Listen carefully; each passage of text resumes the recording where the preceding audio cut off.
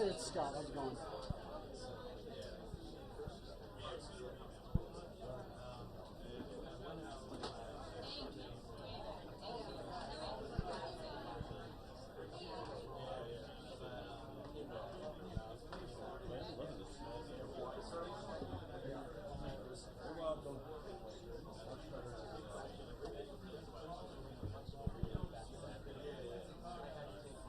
I'm getting out of here now.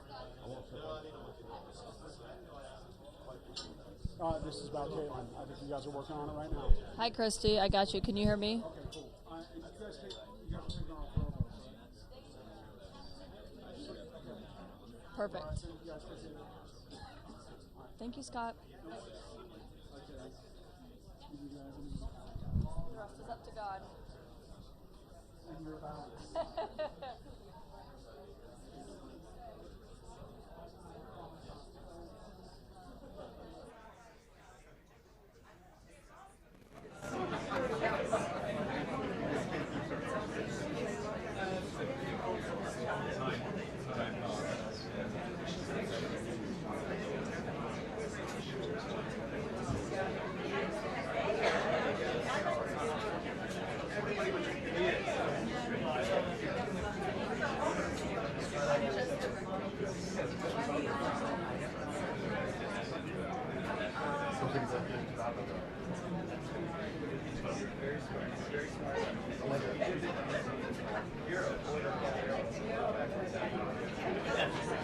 Copy, Courtney. Whoever else was talking, you were talking at the same time as Courtney, so I didn't hear you. So repeat that if it's important.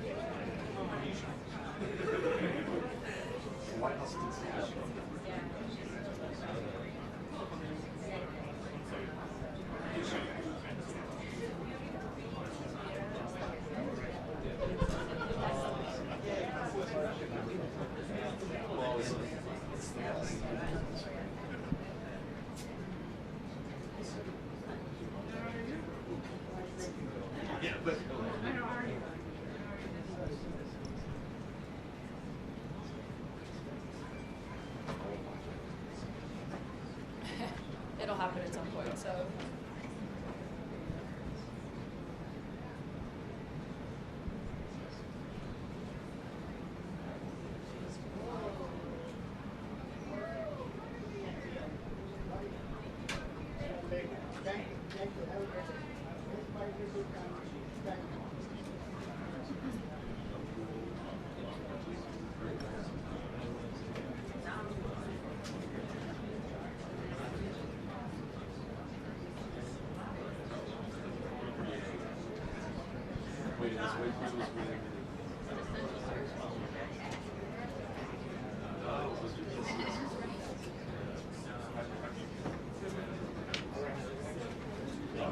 If I had to guess, I bet we hear a lot from Karoline Leavitt, and we were heard from speakers on Wisconsin basically reiterating their position that the House has nothing to negotiate.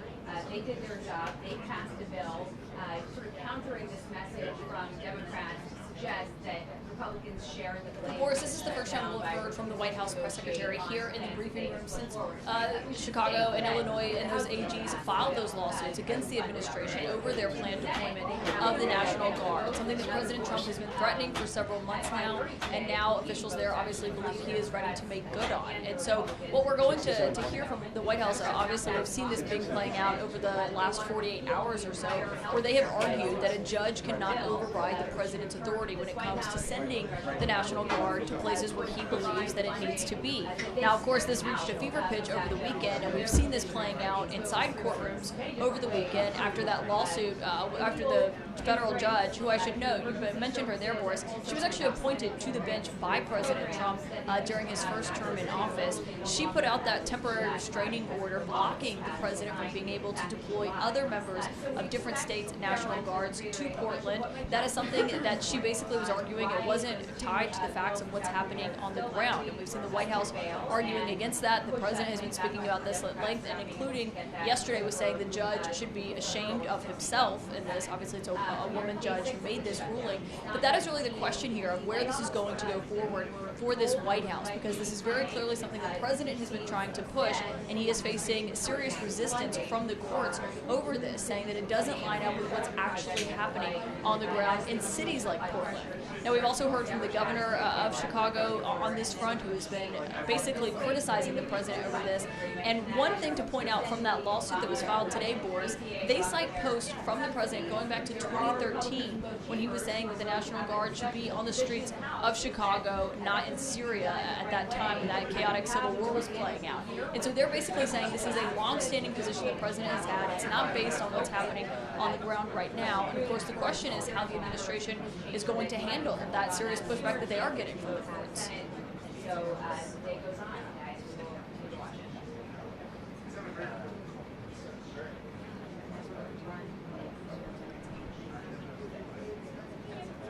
So far, we haven't seen that materialize. It has certainly been a threat that they have made and something that they've described as their hand being forced to have to do that. Speaking of meetings that the president has had with his budget director, Russ Vought, we've not actually seen that come to fruition, though, but we have seen them pulling contracts left and right when it comes to infrastructure projects.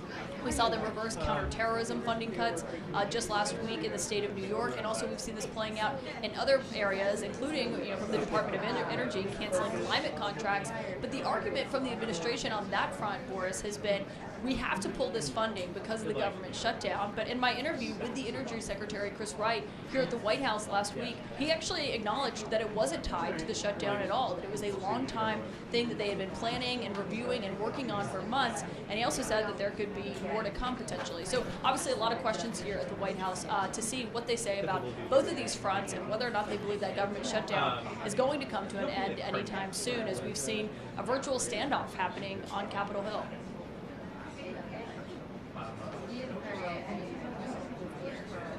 But even like for a phone? No. That's what my phone about. If it's laptop or internet. Thanks, guys. I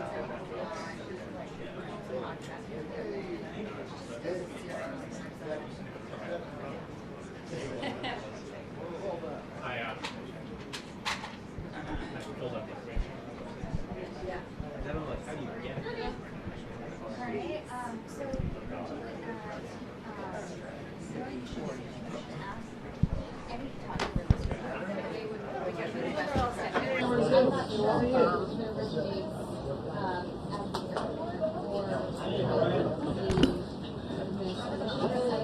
Yeah, it's like I gotta get a visa. It's like okay.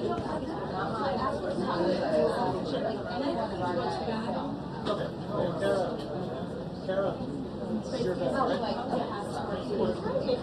So I got it. Otherwise, you would get or something. You would be like limited.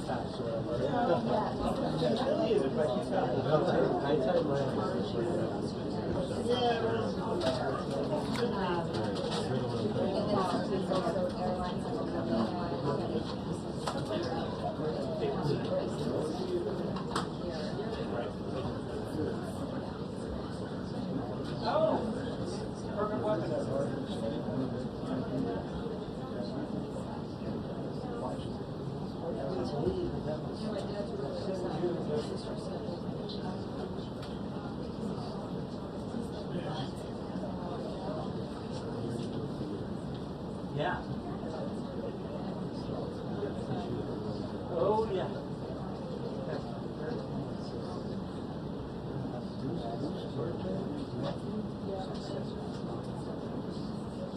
At various points.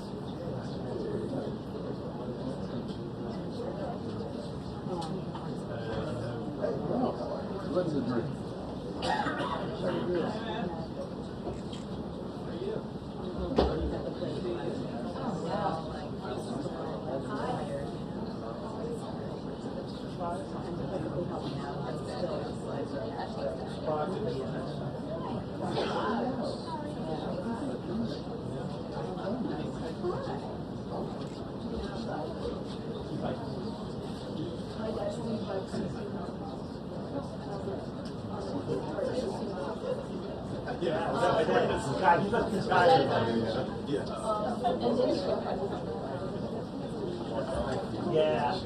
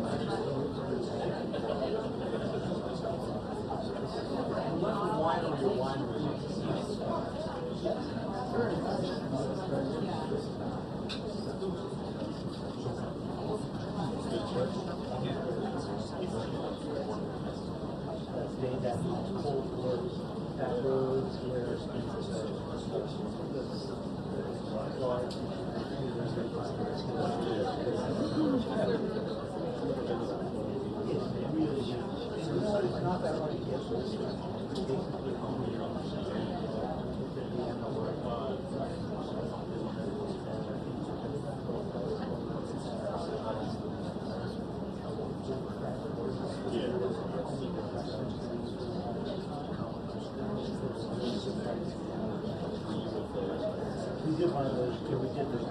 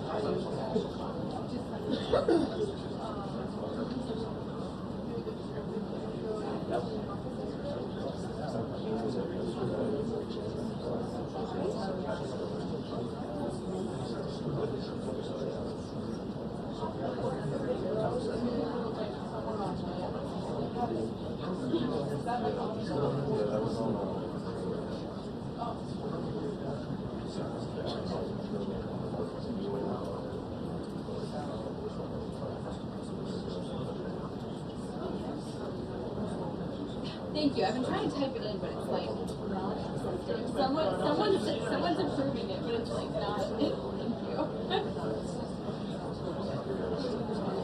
It went that time. Thank you.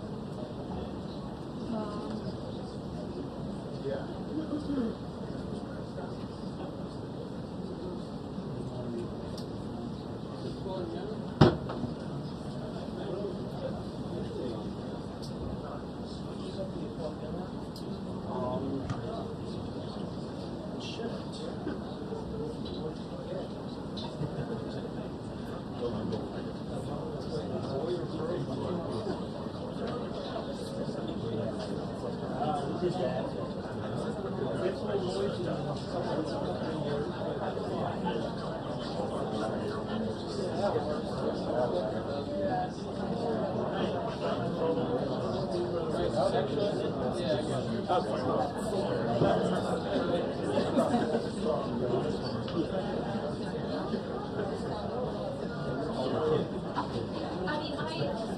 did it.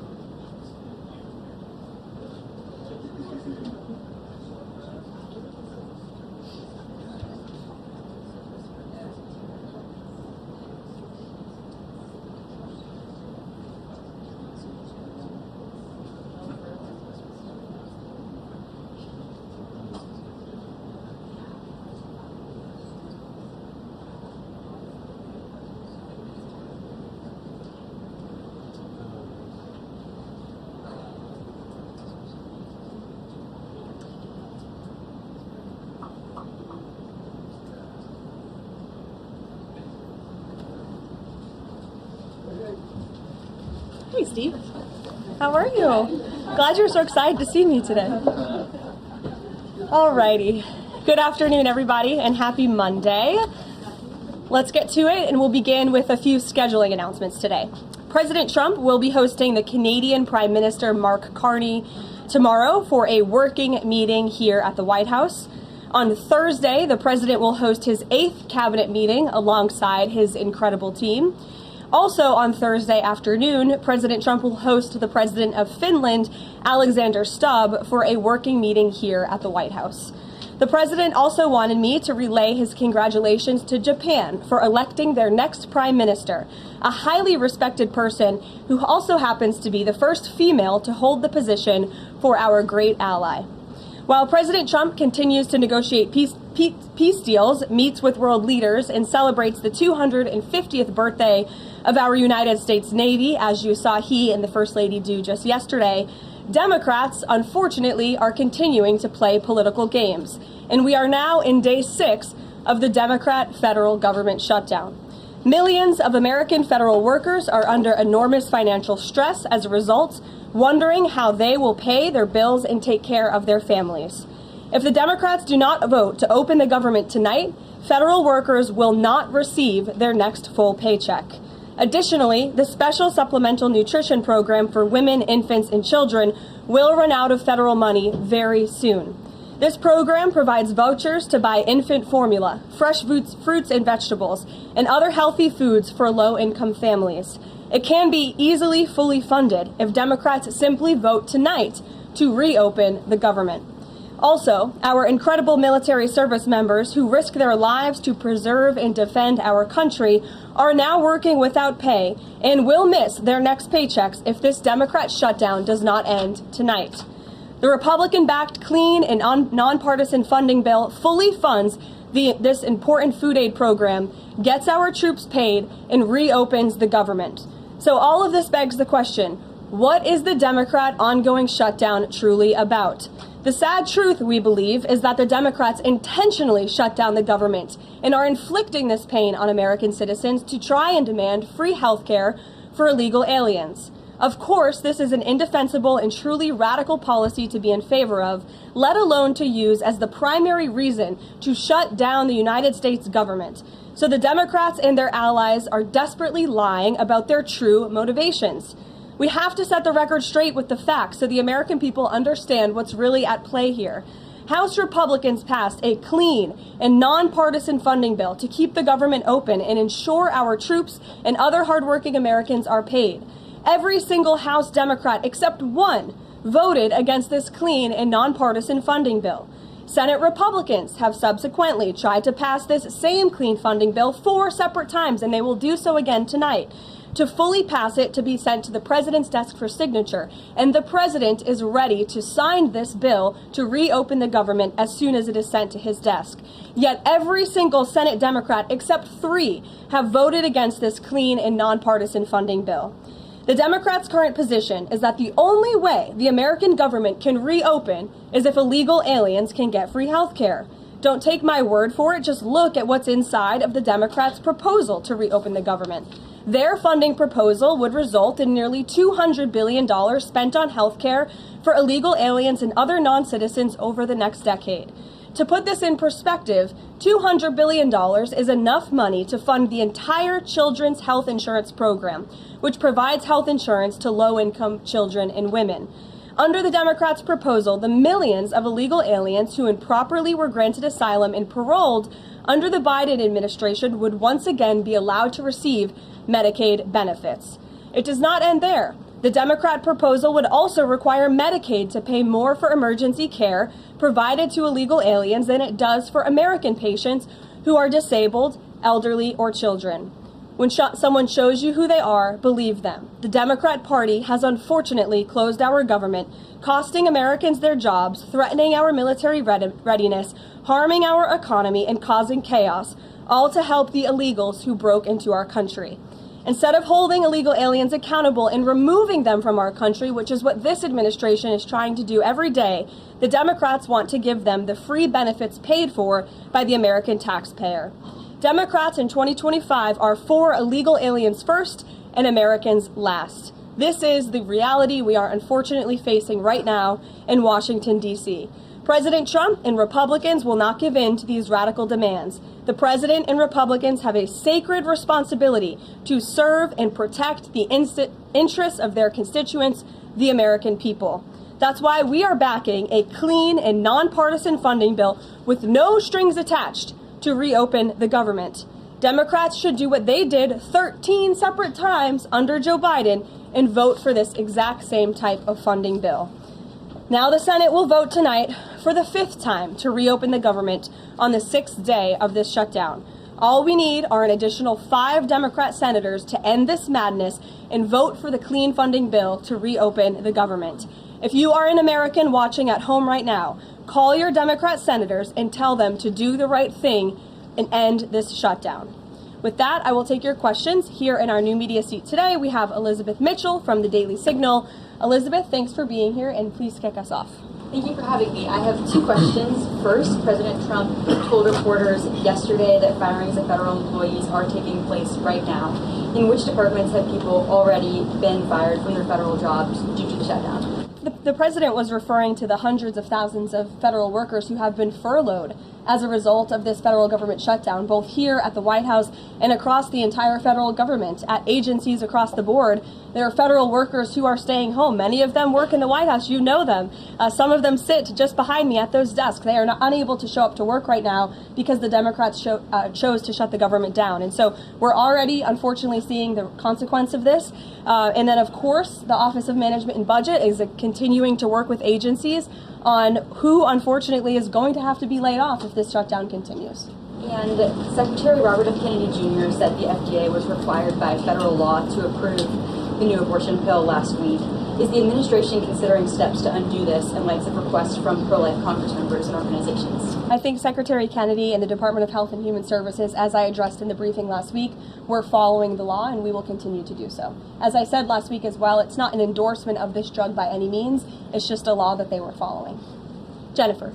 We heard you say that you want people to call their Democratic senators. Is the president calling Democratic senators himself? Can you say what he's doing today to resolve the shutdown? Yep, I was just in the Oval Office. He was on the phone with Speaker Johnson. He's also spoken with the Senate Majority Leader, who are in touch with, of course, moderate Democrats and Democrats across the board, who we understand hopefully want to do the right thing by their constituents to reopen the government. So the president is being kept very well apprised of the ongoing shutdown on Capitol Hill.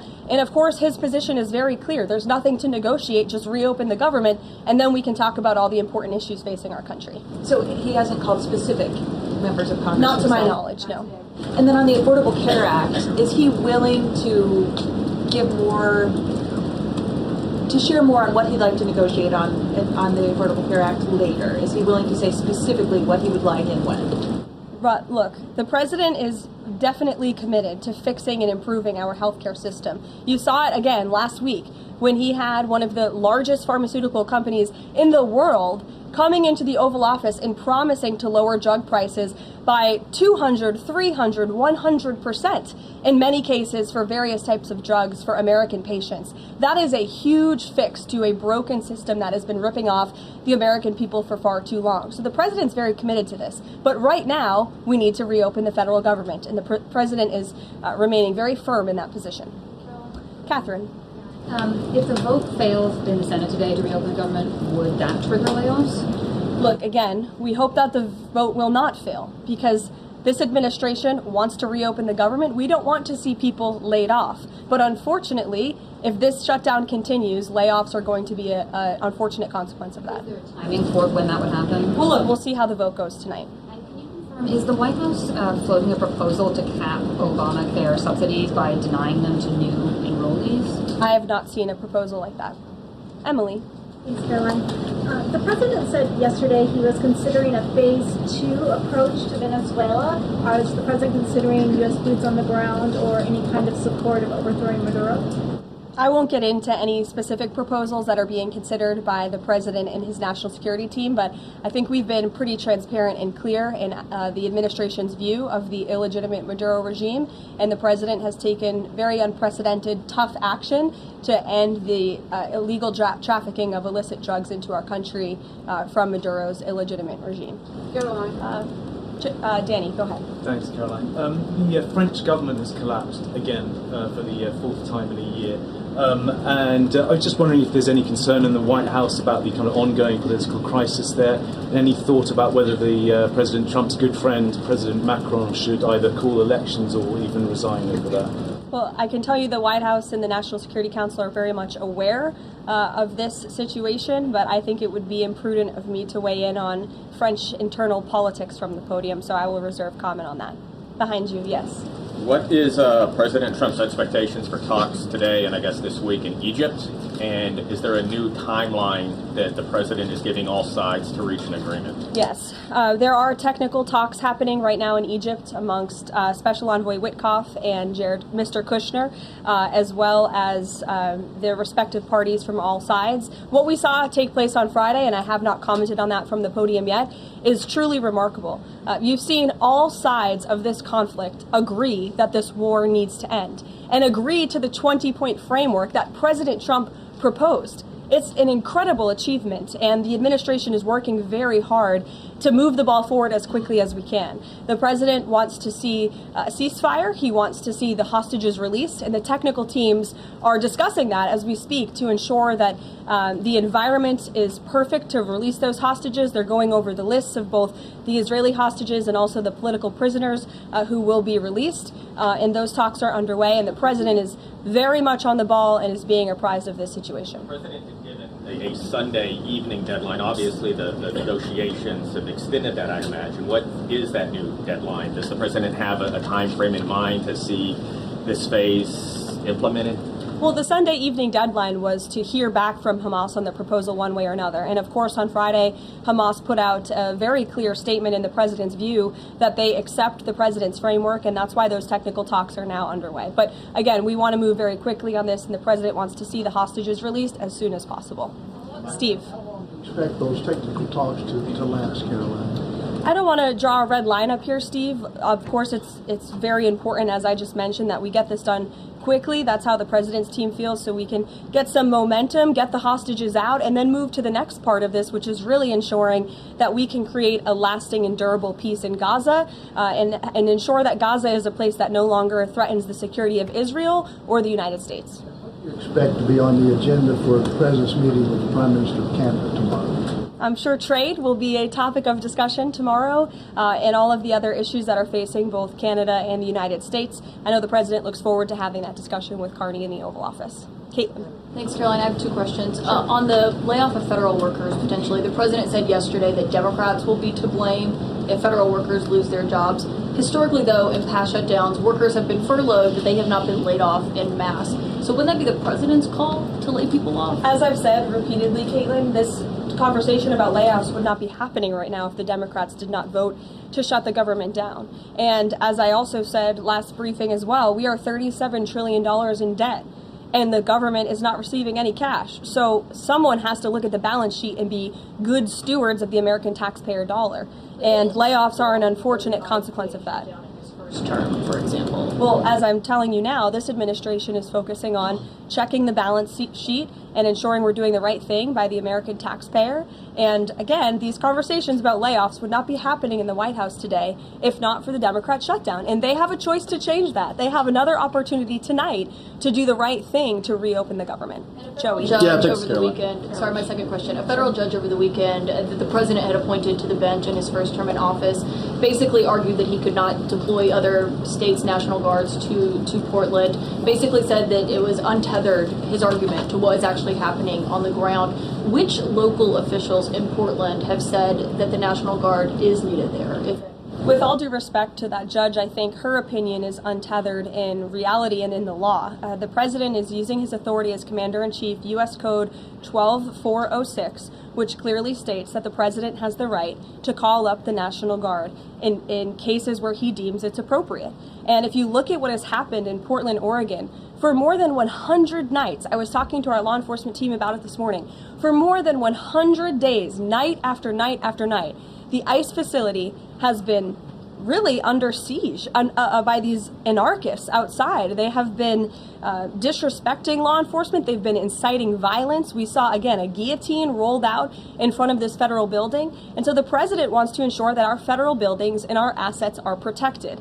And that's exactly what he's trying to do. And ultimately, in the case in Los Angeles, that judge ruled in the Ninth Circuit, that panel of judges ruled that those troops could remain and that the president was well within his authority to do so. So we are appealing that decision. As you know, we expect a hearing on it pretty quickly, and we're very confident in the president's legal authority to do this, and we're very confident we will win on the merits of the law. But no local officials that you can point to that have said we need the National Guard? Because I spoke to the police chief of Portland last week. He said that the president's claims just don't match up with what's happening on the ground. I would encourage you as a reporter to go on the ground and to take a look at it for yourself, because there's been many members of the press, not press in this room, but independent journalists, some of whom we'll be inviting to the White House very soon to share their stories, because they have been in the middle of these riots and they have witnessed the anarchy that is taking place night after night. It's on video. You should play it on your show. You have a great opportunity in prime time on CNN to show your audience. Yeah, but you're probably talking to partisan Democrat officials officials who are opposed to everything this president does.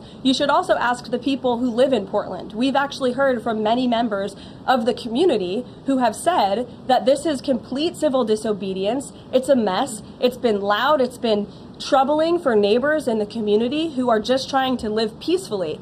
And these people are not there to peacefully protest. They are there to cause mayhem and havoc. Yeah, Karoline. Stephen, go ahead. Thank you, Karoline. Two questions. First, do you have a reaction to reports that thousands of Cuban troops are deployed alongside Russia fighting in Ukraine? On a very different matter, the president last week floated in an interview with our colleague Daniel from One America a rebate for tariffs of up to $2,000 per person. Is that plan contingent on the Supreme Court's upcoming ruling on the legality of the tariffs? And is the White House preparing for legislation to make that happen? Sure. On the first point, I have not seen that report, Stephen, but I'll check in with our national security team after this and we'll get you an update. To your second point about the tariff rebates, I think it's an idea that the president has discussed and floated with his team of advisors, but no decision has been firmly made at this point in time. Why don't we go to the back? Owen. Good afternoon. Good afternoon. A few days ago, President Trump demanded Jay Jones of Virginia get out of the race for condoning political violence in a text message against a Republican politician a few years ago. He hasn't left the race. He hasn't dropped out. What's the president's reaction? Well, as you know, I'm not at liberty to discuss political races from the podium. I think the president himself made his position very clear, and I think anyone could agree the messages that were sent by this Democrat nominee for Attorney General in Virginia are really shocking, alarming, and completely unacceptable. He was threatening to kill his opponent and his opponent's children, and that type of rhetoric has zero place in our country, and the president was absolutely right to condemn that. Sure, go ahead.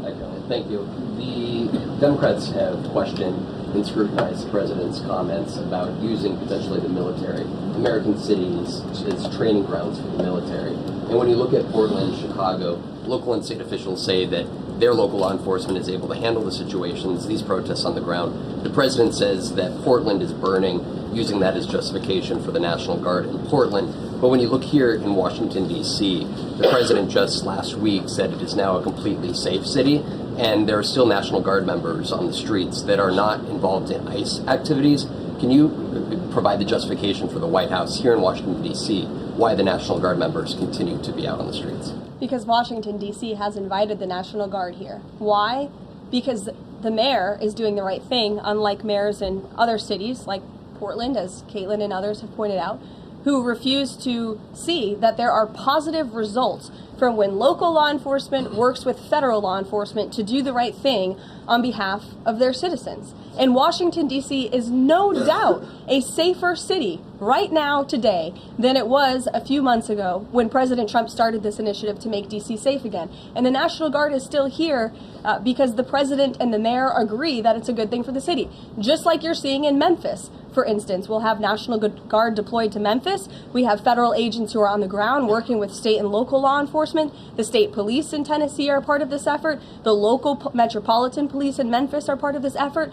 State and local law enforcement and federal law enforcement should be working together. And it's a shame that we see in some cities across the country that their mayors are just simply refusing to cooperate because they don't like Donald Trump. And that's what this boils down to. And I don't think any American would disagree that Chicago needs more law enforcement reinforcements, that they need more resources.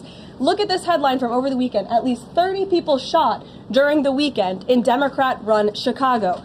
5 of them were killed in one weekend. This is completely unacceptable, and the president wants to make American cities safer, and he's willing to work with anyone to do it. If the courts allow you to ultimately send in the National Guard into Chicago and Portland, do Democrats not have reason to be concerned that there are long-term plans by this administration to keep U.S. military or the National Guard in American cities, like what we are seeing here in Washington? Why should they be concerned about the federal government offering help to make their cities a safer place?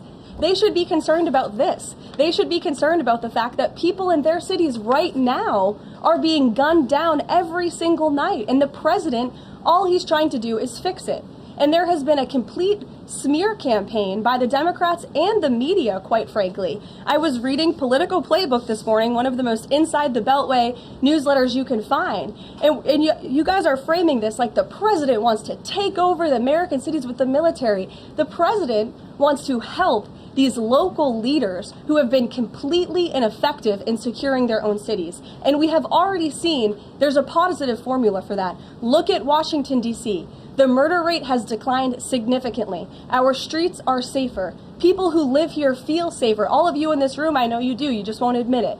And it's a proven system that works, and the president wants to make America's cities safe again. And I don't think there's anything wrong with that. Michael. Thank you, Karoline. Two questions, if I may. Because the mayor wants them. Michael. These talks in Egypt, if Hamas does agree to relinquish power and give it up, cede power to this transitional technocratic government, if that does happen, would the Trump administration then recognize a Palestinian state? Look, I don't want to get ahead of the technical talks right now, Michael. They're extremely sensitive. They're taking place, again, as we speak, and there's a lot of, there's many things to discuss, of course. This is hopefully we expect and we hope going to be one of the greatest peace deals this world has ever seen. And the Trump administration is working diligently and working very hard to get there. And as I said, Friday, all terms agreed. We have the Arab countries who are working with us. Of course, Israel has been incredible in cooperating with the president's plan and agreeing to it. And we're very hopeful, and we expect that to continue. You tweeted about this over the weekend. Thank you. I was going to you in the blue shirt and tie. Thank you, yes, Caroline. You're welcome. The Daily Mail. Today, the Supreme Court declined to hear Ghislaine Maxwell's appeal. Will Trump rule out granting her clemency? Is that something the White House is considering? It's not something I've heard discussed. And we don't comment on clemency requests that may or may not have been made, but I'm certainly not tracking that one at this point in time. Caroline. Jordan, go ahead. Thank you, Caroline. So we're talking about these radical groups in Portland and Chicago. I know the president has spoken about potentially going after George Soros with RICO charges and for funding all of this violence. Has there been any update on that? And also, is the administration looking into the other nonprofits, maybe taking away their 501c3 status for funding this violence? And one more question. Sure. The financial backing of these groups, particularly Antifa, is certainly something the administration is looking into aggressively. And the federal government has never really been mobilized or tasked with doing that.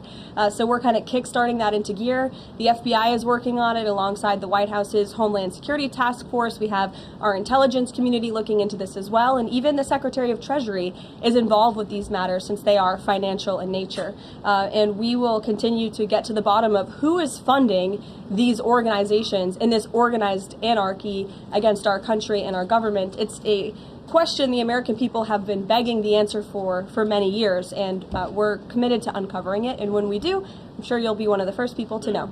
Separately, Caroline. Thank you. So Gaza, under the president's plan, is going to be governed by a transitional governance of a technocratic, apolitical Palestinian committee made up of qualified Palestinians and international experts.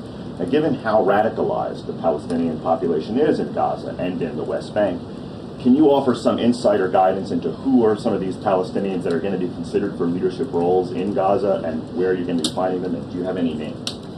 We're not quite there yet, Jonathan. The president believes peace is possible in Gaza, and that's why he presented this detailed and comprehensive plan. The first step of that is securing a ceasefire and releasing the hostages. And then those conversations about ensuring a durable and lasting peace can continue. But what do you need to have peace in a region like Gaza that's been war-torn for far too long? You need security guarantees and you need good governance. And so those will be two of the priorities that this administration is focused on. If I may, the president has said he wants the government to reopen this week in a deal. What's going to happen by the end of the week if there's no deal? What's the White House prepared to do? With no deal with what? To reopen the government. Look, as I said, unfortunately, there's going to be a lot of pain inflicted. There already is on the American public, on our troops who are not being paid, again, on women and young children who depend on critical food assistance. We hate to see this. And in fact, the Office of Management and Budget is trying to do everything they can to find funds to get out the door for these vulnerable populations in our country. Again, we shouldn't be having to do that. The Democrats have a chance to change course tonight. I believe the vote's taking place at 6:30, and we urge Democrat senators to vote to reopen the government and to do the right thing. Thanks, guys.